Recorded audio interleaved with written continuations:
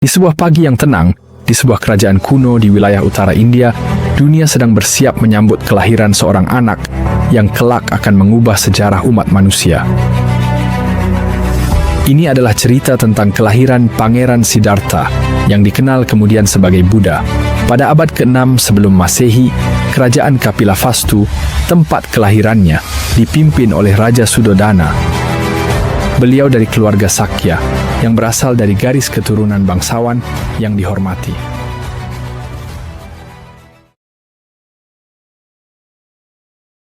Seperti kita ketahui di episode sebelumnya, setelah melepaskan segala kemewahan dan kehidupan istana, betapa Gotama melangkah ke dalam hutan yang sunyi dan penuh misteri.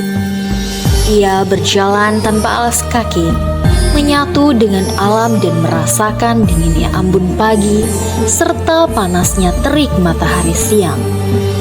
Di balik rimbunnya pepohonan, ia merenungi hakikat kehidupan dan penderitaan makhluk-makhluk di dunia. Sementara itu, di dalam istana suasana duka menyelimuti seluruh keluarga kerajaan. Saat Channa datang membawa baju dan perhiasan milik Pangeran Siddhartha. Raja Suddhodana memandangi pakaian putranya dengan tatapan kosong. Hatinya hancur oleh kepergian sang pangeran yang dicintainya. Para pelayan menunduk diam, tak sanggup menahan haru melihat sang raja kehilangan anaknya demi jalan spiritual. Yasodhara, istri Siddhartha, menangis pilu. Air matanya mengalir tanpa henti, membasahi kenangan tentang kebersamaan mereka yang kini tinggal bayangan.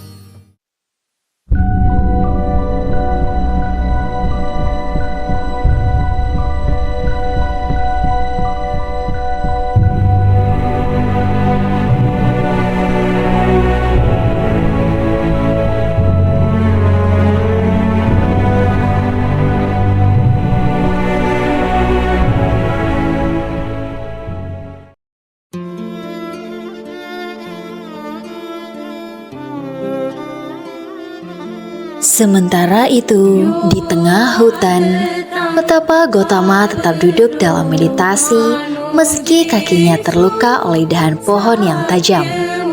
Darahnya mengalir, namun semangatnya untuk mencapai pencerahan taklah goyah. Melihat keteguhan itu, seorang siswa pertapa Alara Kalamat datang menghampiri dan dengan penuh kasih mengobati lukanya.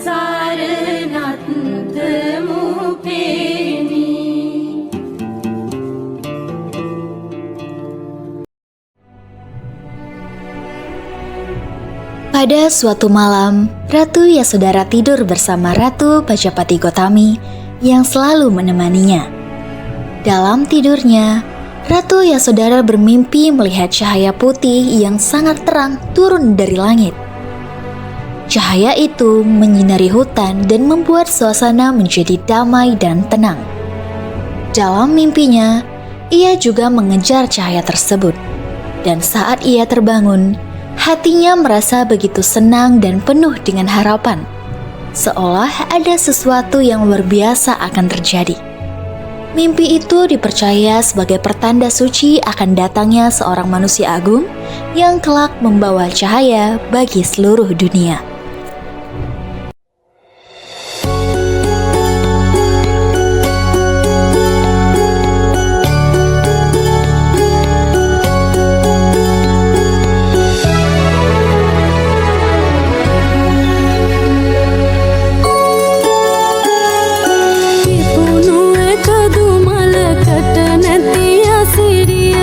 Himi piliruakin galana taram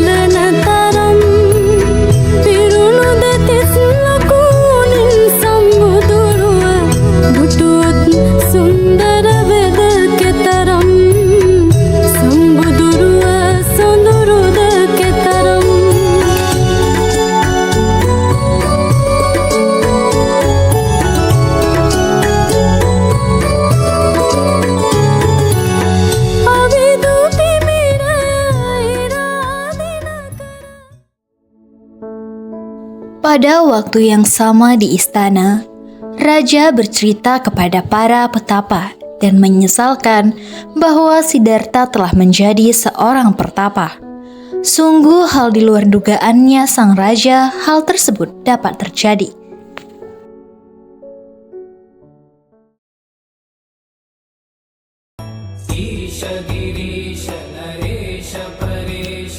Dalam perjalanannya mencari kebenaran, Petapa Gotama bertemu dengan seorang murid dari Alara Kalama. Murid itu begitu ramah dan berkata bahwa gurunya adalah seorang pertapa yang sangat bijaksana. Ia lalu menawarkan untuk mengantar Petapa Gotama ke tempat gurunya. Petapa Gotama pun setuju dan mengikuti murid itu dengan penuh harapan. Pertemuan ini menjadi langkah awal bagi Gotama untuk belajar lebih dalam tentang ajaran kebatinan.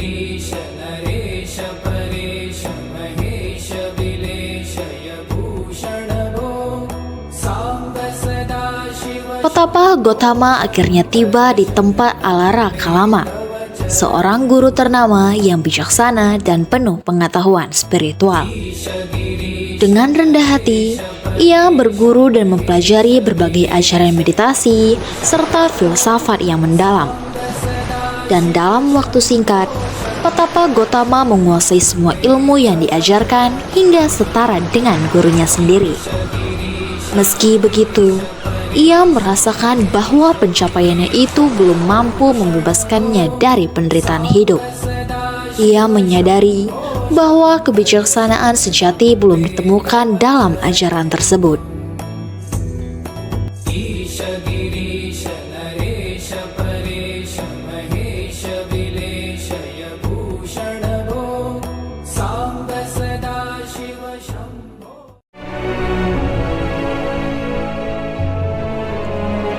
Raja Supabuddha dan permaisurinya terkejut saat mendengar kabar kepergian Pangeran Siddhartha dari istana.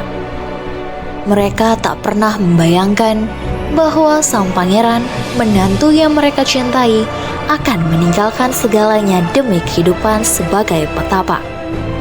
Hati mereka dipenuhi kesedihan dan ketidakmengertian atas keputusan yang begitu mendadak.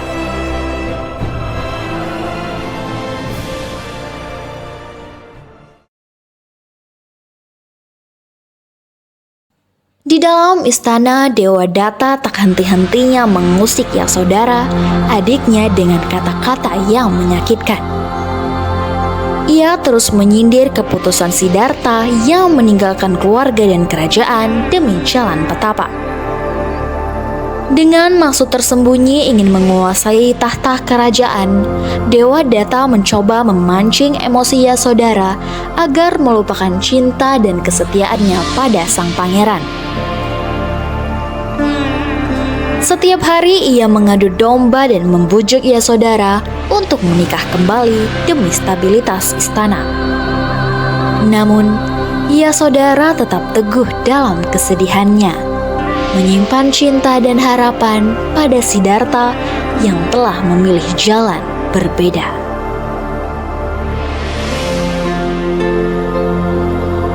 Saat Petapa Gotama berjalan dari rumah ke rumah untuk menerima derma makanan, ia melakukannya dengan penuh ketenangan dan rasa hormat. Suatu hari, seorang warga memberikan makanan dengan penuh keikhlasan, dan tanpa sadar, Petapa Gotama mengangkat tangannya seakan memberikan restu. Gerakan itu sederhana, namun memancarkan wibawa dan kedalaman spiritual yang begitu luar biasa. Peristiwa tersebut disaksikan langsung oleh gurunya, Alara Kalama, yang segera menyadari bahwa Petapa Gotama bukanlah petapa biasa. Di dalam hati sang guru mulai memahami bahwa muridnya ini ditakdirkan untuk mencapai pencerahan yang agung, jauh melampaui ilmu yang pernah dia ajarkan. Ratu Yasodhara masih merasa sedih karena Pangeran Siddhartha telah pergi meninggalkan istana. Ia duduk diam memikirkan putranya dengan hati yang rindu. Ratu Mahapajapati Gotami datang membawakan makanan untuknya. Makanan itu diletakkan di depannya, tapi Yasodhara tidak berselera untuk makan. Ia hanya berharap suatu hari nanti pangeran akan datang kembali. Di sebuah desa kecil, Petapa Gotama berjalan perlahan sambil menjalani kehidupan sederhana sebagai seorang pencari kebenaran. Seorang wanita desa dengan hati tulus datang menghampirinya, membawa semangkuk nasi bubur untuk dipersembahkan. Ia memberikan derma makanan kepada Petapa Gotama sebagai bentuk penghormatan dan dukungan. Namun, tak lama setelah itu, seorang anak kecil berlari tanpa sengaja dan menabrak Petapa Gotama dari samping. Mangkuk berisi nasi bubur itu pun terjatuh dan pecah di tanah. Orang-orang di sekitaran terdiam, sementara Petapa Gotama tetap tenang dan tidak marah sedikit pun. Ia menerima kejadian itu sebagai bagian dari ujian dalam perjalanan spiritualnya.